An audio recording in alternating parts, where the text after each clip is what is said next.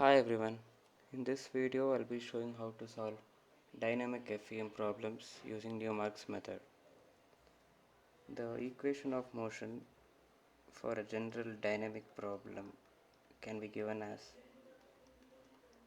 mx double dot plus cx dot plus kx equals f of t, where m is the mass matrix, c is the damping matrix, and k is the stiffness matrix. F of t is the forcing vector, x is the displacement, x dot is the velocity, and x double dot is the acceleration. Let's say that you want the response of the system from t equals t naught to t equals tf. You want the response for nt time intervals. So we divide this domain into nt time intervals of each interval delta t, where delta t is given by tf minus t naught by nt.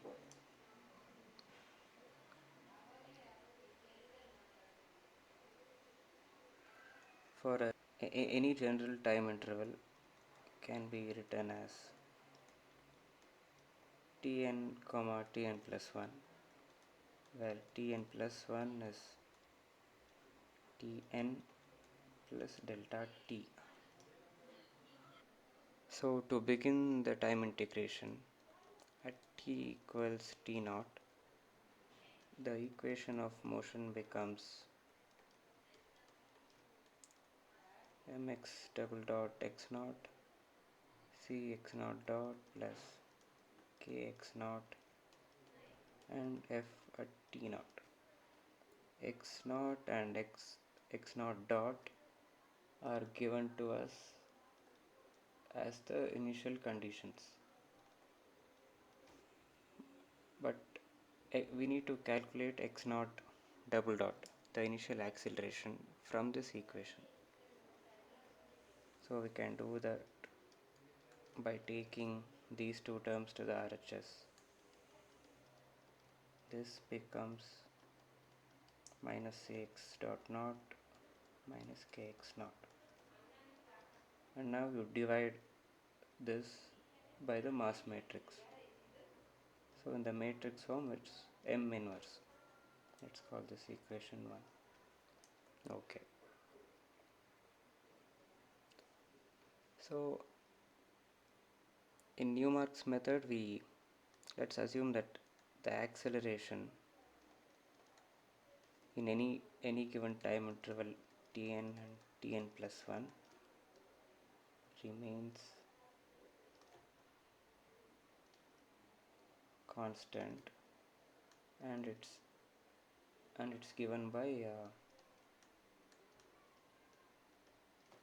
x and acceleration at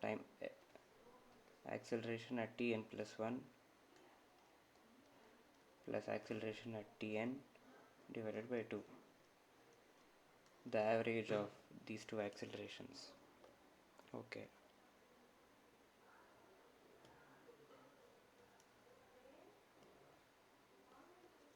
Now let's recall the relationship between velocity and accelerations. V equals u plus at, s equals s naught plus ut plus half at square. Here u represents the initial velocity, which is x naught, which is xn dot. V represents the final velocity, which is xn plus dot. It's not double dot. Yeah. T represents the time interval delta t. A we already assumed to be this term.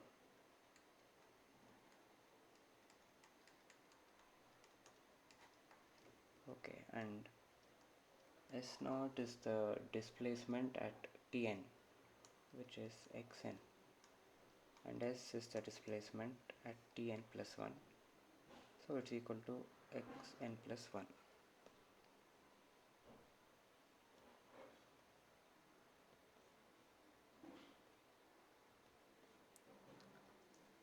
Now let's call this equation 2 and 3. Now we rewrite 2 and 3 in terms of x. So this becomes equals xn dot plus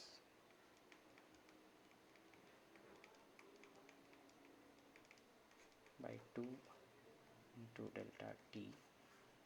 Let's call this 4 and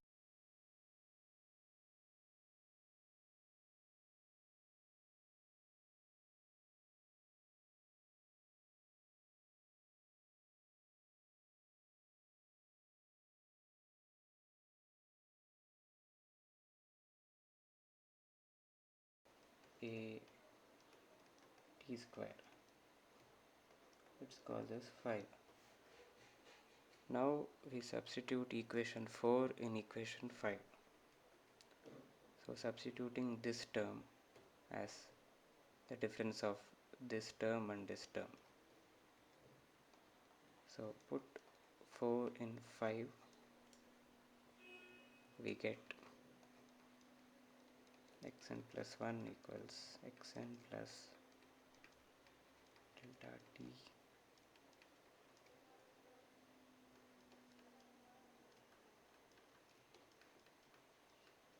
we get this.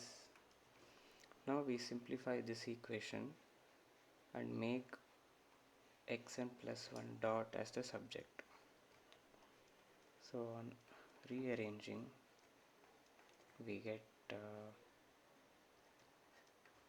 2 by delta t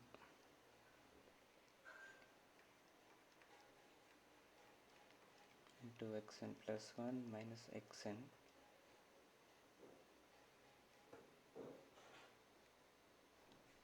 plus xn dot.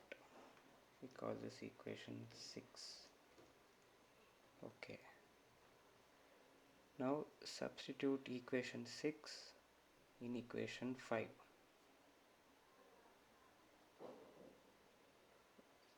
Substitute this in equation 5 and make xn plus 1 double dot as the subject.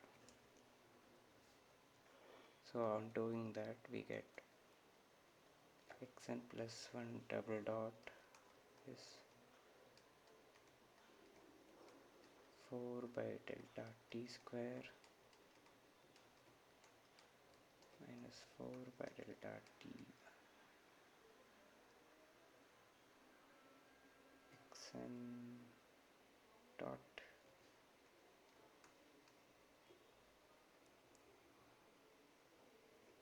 Okay, this is plus, so this becomes minus. There's a mistake. Minus xn double dot. Call this equation 7. This is just rearranging after putting 6 in 5.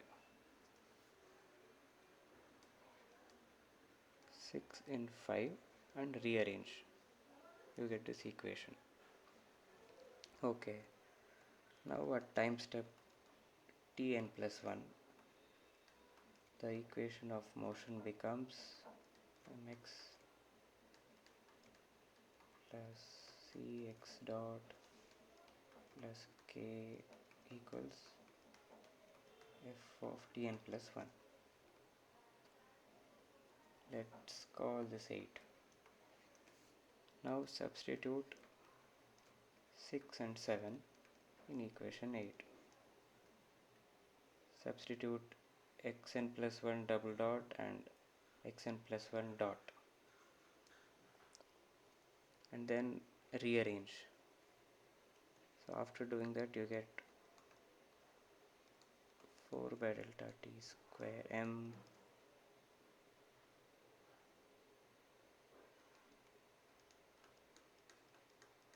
plus k xn plus 1 equals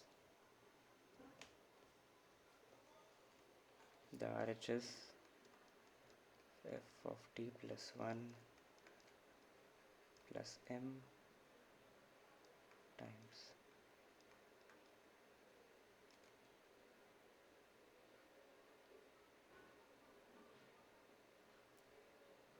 so this becomes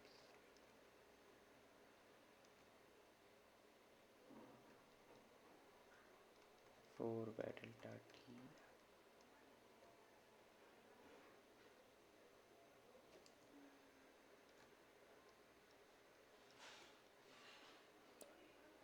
and xn double dot and c times 2 by delta t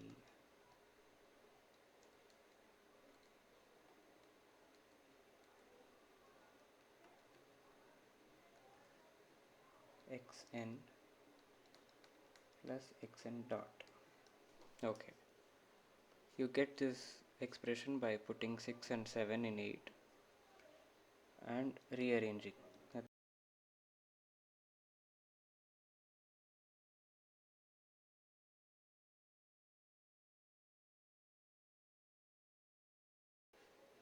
So let's take this term, the coefficient of xn plus 1, as k hat. This term in the brackets becomes k hat, and let's take a whole of the RHS as f hat of n plus 1.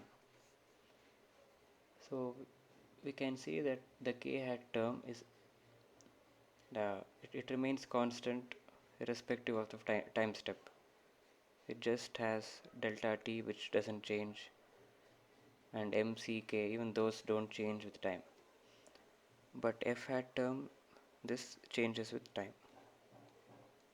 So this is constant. This term changes in every time step. This equation is of the form ax equal to b, a set of linear equations. This can be solved easily to get xn plus 1, the displacement at the end of the time step. To find xn plus 1 dot and xn plus 1 double dot, use equations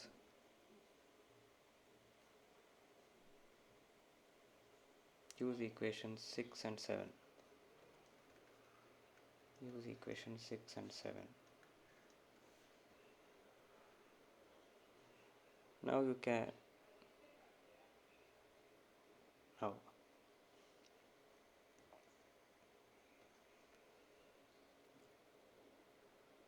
now you repeat this process nt times to get the required result. To summarize, first step is to have MCK matrices, and then your initial conditions x0 and x0 dot. Using equation 1,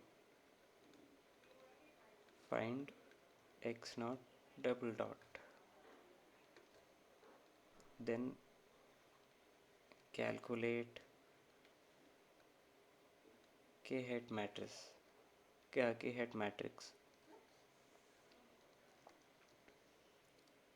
then calculate f hat,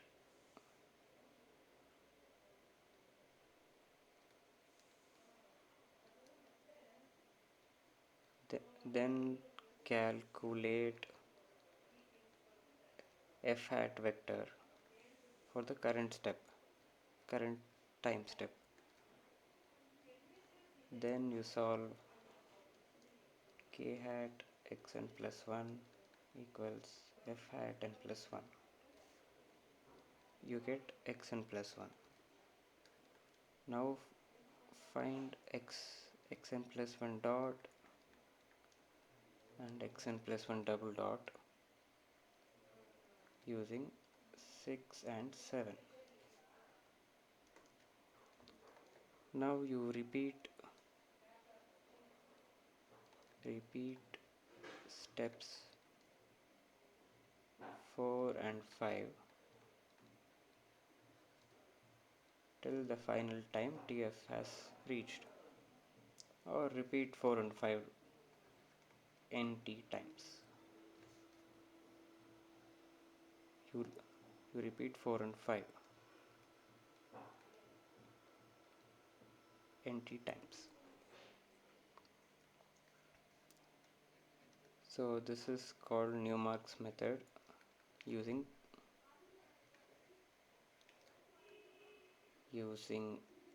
average acceleration. Average acceleration. Average because we have assumed the acceleration to be average of these two values. So it's called average. So this specific method comes under a general method called Newmark's family of methods. Newmark's family of methods. So in next video I'll be showing how to implement this in MATLAB with an example and discuss about the general form of Newmark's method. Thank you.